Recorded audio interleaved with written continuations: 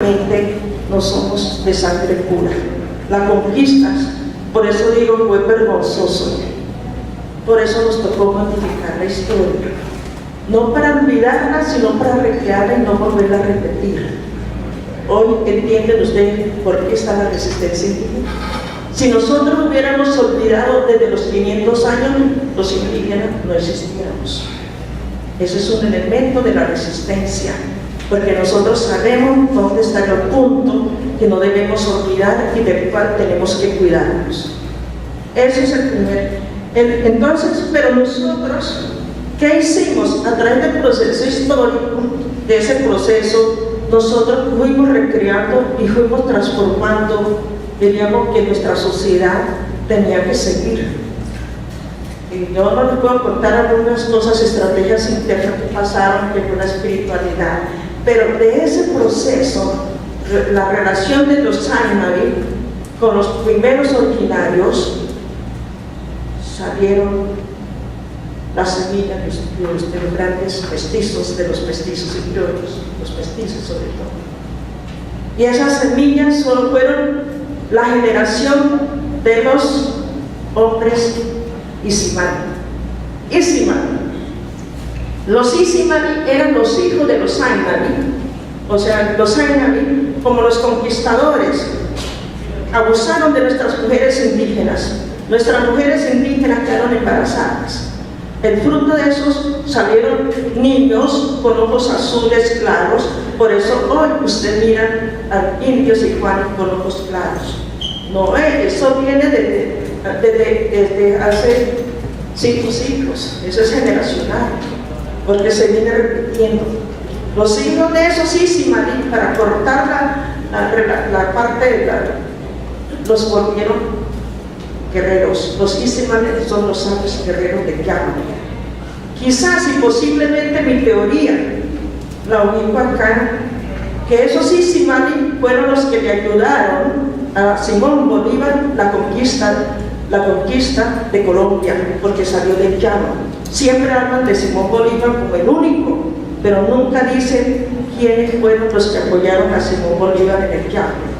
O sea, uno comienza a mirar, porque también me contaron, habían 5 grandes héroes Isimani que lucharon, porque los Isimani eran hombres grandes, de ojos claros.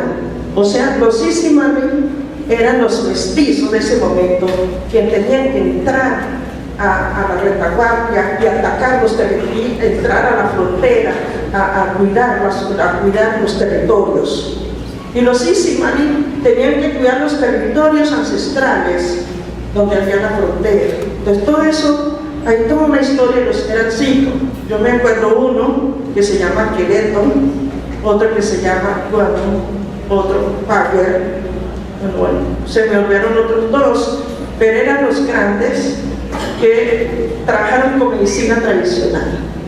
Entonces la resistencia indígena, que dice, cojo del blanco lo que me sirve, lo transformo y lo vuelvo mío para entrarme a la retaguardia. Esa es una estrategia que el indígena hizo, y nosotros nunca entendimos y nunca se escribió, y todo eso no pasó. Son 2 elementos que lo trae la población, que en la historia indígena hay 4 momentos, que ese es el de la parte, diríamos, antes de la prehistoria, donde andamos primero. La segunda, la que es la parte de la conquista. Después viene una etapa que es la colonización. Cuando llega la colonización entendida como la etapa más grande. Primera etapa, cuando los jesuitas comienzan el avanzamiento de los indígenas. Primero avanzaron los achaguas y yacocos y sálimas. Fueron las primeras víctimas, porque ellos eran pacíficos, trabajadores y buenos. Por eso en Colombia muchos somos pacíficos y buenos. Muchos, los que son descendientes de los achaguas y sálimas, son gente trabajadora. Por eso muchos llaneros tienen esa sangre. Pero había otro grupo que era belicoso, nómada, guerrero, que era, dicho, se hacía matar y mataba.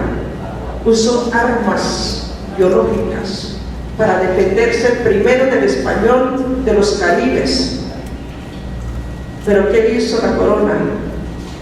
Como ya quedaron poquito, ese grupo se llamaba el Grupo Guahibo y Sicuani, del cual yo pertenezco, sangre guerrera, indomable. Nosotros los sicuanis somos indomables.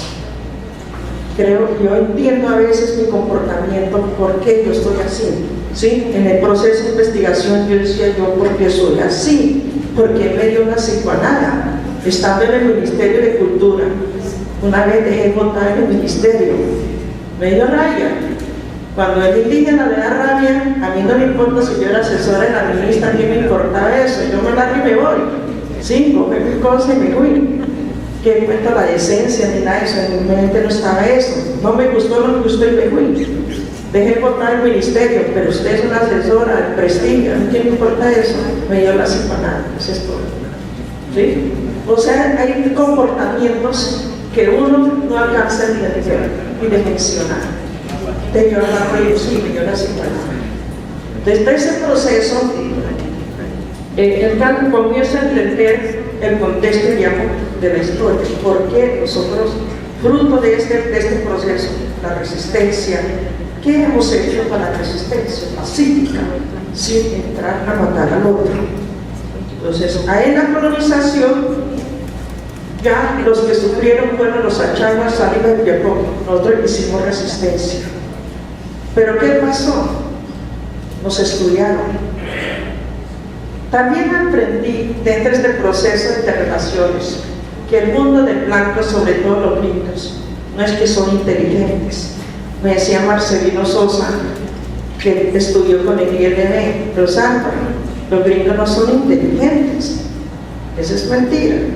Lo que pasa es que ellos son muy estrategas. Muy estrategas. Yo le dije, Marcelino, ¿ya saben cómo es? Y Marcelino me explica. Pero nosotros también tenemos la resistencia. Siga explorando, siga mirando a ver. Y yo seguí explorando.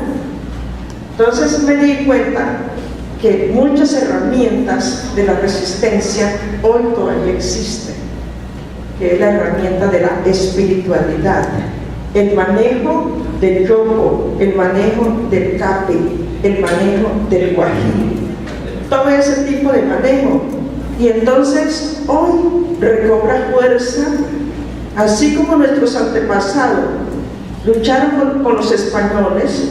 Hoy nosotros nos toca luchar con los otros enemigos que llegan, pero nos toca reclamar nuestras herramientas. Porque en la etapa que nos minimizaron, que fue la colonización, cuando nos metieron a los jesuitas, nos avanzaron. Después, en el convenio de Misiones 1887, después de la Segunda República, los poquitos que quedamos casi nos acaban, porque una manera de acabar no es cambiando de pensamiento y de ideologías. Y eso fue lo que hicieron los curas. Prohibido la lengua, usted olvida la lengua, olvida su ideología y le meten otra. Y eso, así se acabaron muchos pueblos, pero nosotros seguimos ahí.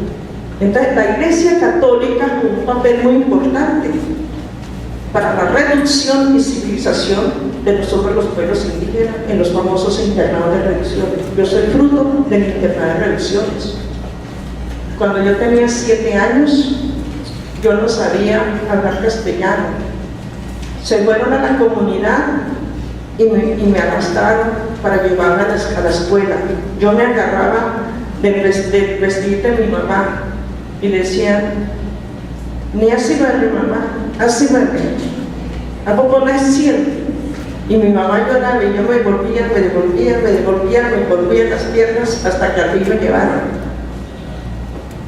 Y es para nunca más regresar al mundo tradicional, para envolverme en este mundo occidental hasta hoy en día. Ahí empezó desde mis 7 años, pero tuve una regresión a los 17, después de haber, pero también como la curiosidad de ver muchas cosas más.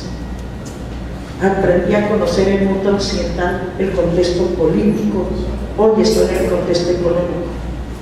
Me metí en ese mundo de cómo todo esto que usted ha hablado aquí, cómo ese manejo estuve precandidata para la gobernación de Guainía, entendí todo lo oscuro que es la política, la corrupción, la sociedad, todo eso que lo esconden los grandes, lo vi en carne propia.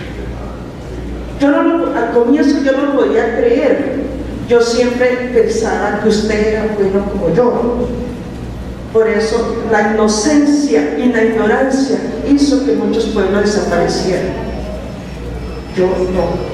Nosotros aprendimos, en este periodo de colonización se presentaron genocidios, etnocidios, que aquí alcanzo a narrar. El etnocidio que cometieron con la conquista del territorio de llano para la ganadería. Eso fue el primero, el caso de las Rubieras, la matanza de los Cuinas, la masacre de Guanajuato, la masacre de Planas, todas esas masacres que pasaron antes de que llegara 1991. El indígena era considerado menor de edad, sin pensamiento, sin alma. Hasta 1991 Colombia nos reconoce. Mira, tantos años nosotros viviendo como menores de edad, viviendo en una situación, diríamos, de desventaja frente a la sociedad.